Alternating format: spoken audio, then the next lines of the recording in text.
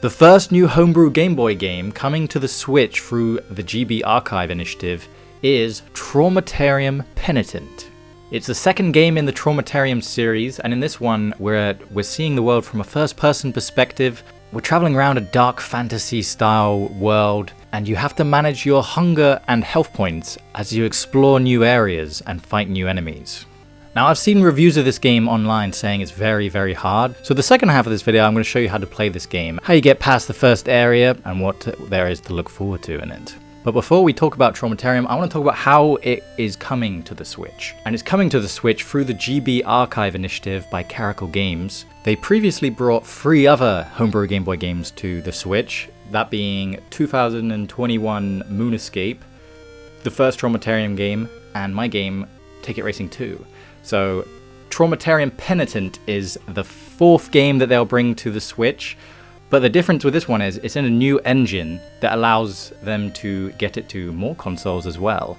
So this is just step 1 in getting this game out. And if you have a homebrew Game Boy game that's playable and ready to be brought onto consoles, consider submitting it to the GB Archive, and Caracal Games and I will look over it, send you any feedback that needs doing before it can be released, and add it to the queue of ones being released. We're going to try and release one every month from now on. And as I record this, the release date for Traumatarium Penitent has been set for the 9th of June for a very affordable price, and I also believe that there should be a demo available too.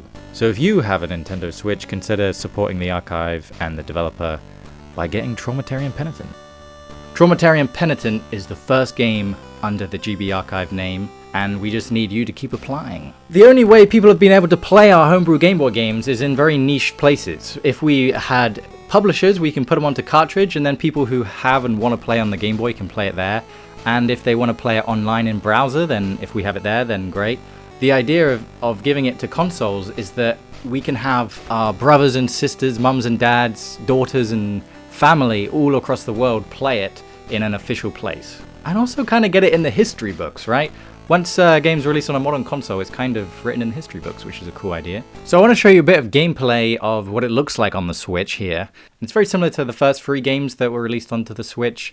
There's a little scene with a computer, and there's like the cartridge and the device on the desk, and you can pick them up and inspect them, and then put them into the cartridge. There's even the manual as well, so you can help if you need help understanding and playing the game. Then it's all inside the game on your Switch. And then you can even turn it horizontally or vertically and play it more like a Game Boy if you really want to. So the real superpower of this is that by getting this game, you're supporting the community, you're supporting the developer, and you're playing the game beyond the cartridge in the best way it can be played. It's like playing it in an emulator, but you get to use your Switch controllers and even play it on your TV, right? So again, if you want to be part of the GB Archive, submit your game. Even if it's not done, we'll play it and give you feedback on what you can do to improve it, if that's what you're looking for. The archive is also looking at sponsoring game jams, so we really hope that this release is like the first step in growing the community even more and breaking beyond our niche walls and reaching a more mass audience so that we can support ourselves and each other better. So right now, I want to talk through the gameplay of Traumatarium Penitent because I really enjoyed playing this, and once I got my head around it, I think it's actually one of the best looking and playing games I think is made with GB Studio, which is awesome. So it starts with an uprising. You are tasked with making your way to the castle and killing everything in your way. The first thing you see when you start out is beautiful artwork and some arrows, and you can move around. You can press A and B, which open whatever it's related to on the screen, which give you items to revive your health, revive your vitality, which is like your hunger. There are also things you can find like maps and keys. Maps send you back to the last inn or place of rest that you stayed at. So it's like a teleportation system, and it's also where you save. So it's a good way of surviving when you're low on hunger or health and you're too far away from another rest location. And keys open locked doors, and sometimes these are quite hard to see, like you might feel like there's more. But there is a map, so you can press select and open up the map, and you can see places of interest and such as well. So as you move from scene to scene, you lose hunger. That's your vitality at the top right. And so when you run out of vitality, you die. Actually, when you run out of vitality, you start losing health, and then when you've run out of health, one by one, you die. You have 10 hunger and 10 health, so you can move 20 spots without eating or taking any potions. There are 2 types of food, and there's 2 types of potions. One restores more than the other. So you just need to keep an eye on those numbers and make sure you eat and restore your health, or go back to an inn and recover it for free. And the first time I got into a fight, I was confused as well, because what you see on the screen is a single enemy. You get 4 options on the left, and you have a health bar on the right. And the health bar on the right is your health bar. What you're seeing in front of you is the enemy, it's not you. And on the bottom left is the attacks and actions you can do. So we've got the attack at the top, we've got the shield, we've got the potion, and we've got the flee. The flee is like Pokemon, how it doesn't always work, but it's a good way of just escaping. However, if you're near an inn or somewhere where you've just rested, then you should almost try and defeat them, because you get stuff for killing them. You get coins and you get potions. Actually, I think you can almost find everything through defeating an enemy. So it's worth trying.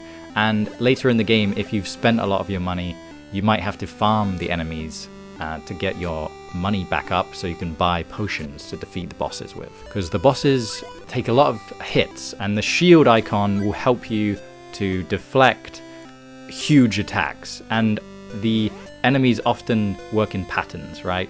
So once you've figured out the pattern, it's quite easy.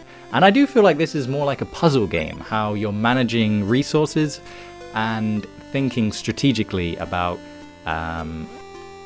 how you use your items and saving them or using them when necessary. The game used to have a save system that was a code-based system, and that was interesting because when you load back in with a code, all of the boxes and areas in the world where you would normally collect items are refilled. So if you actually want to cheat, you rest, you close the game, you open it back up, type in the code you were given, and you're back where you were, but now the world is restocked with the free items around the world.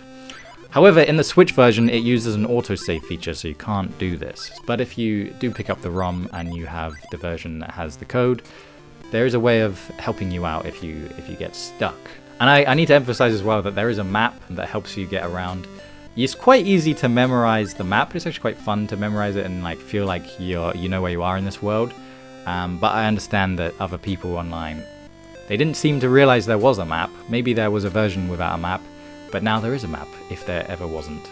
And so make use of the map if you ever get lost. By pressing select, it shows you almost everywhere in the current area. I believe there's 3 areas, there's 3 acts, and I don't think I've beaten the game yet, but I got all the way to the end of the 3rd act, and I was defeated by the boss. So I'm having to collect resources again to try and beat him with. One of the first challenges the game presents you with is saving money to buy a passport off of the local warlord to then gain passage through into the next area. And I won't spoil it, but it felt like the hand of the designer reaching down once I went to the warlord and realized I didn't have enough money. There was an encounter that I don't think would have happened unless I'd done that. So I'd say that this game is very well designed, it's very fun, it's very interesting, it's very different. At first, my brain didn't think like this game needed me to, but it quickly shaped it into that. And that's what I love about the Game Boy, is that there's all these different games of all these different styles that approach it all differently. And this one is no exception, and I think it's valuable that we have an archive, an initiative that's bringing them together. So remember, if you want to submit your game, go to caracalgames.com/gbarchive and scroll down to the submission area, and we'll try and help you get your game onto consoles, so we can preserve some of these awesome homebrew Game Boy games that might otherwise be lost to time or locked onto cartridges, right? Hopefully by putting them onto consoles, we're kind of saving them forever, we hope. So I hope you are excited for Traumatarium Penitent to come to the Switch. We hope you're excited for all the other releases coming down the line. And if you want your game in the lineup, remember to submit your game to the GB Archive. On that note, I'll put my patrons up on screen right now. Thank you so much to you guys. You guys are the absolute best. Remember to like the video if you like the video, subscribe if you haven't already. Let me know what you thought of this video and what you want to see next from me and also the GB archive, since I am speaking for them here. And I'll see you in the next one. Thank you so much for watching. Bye bye.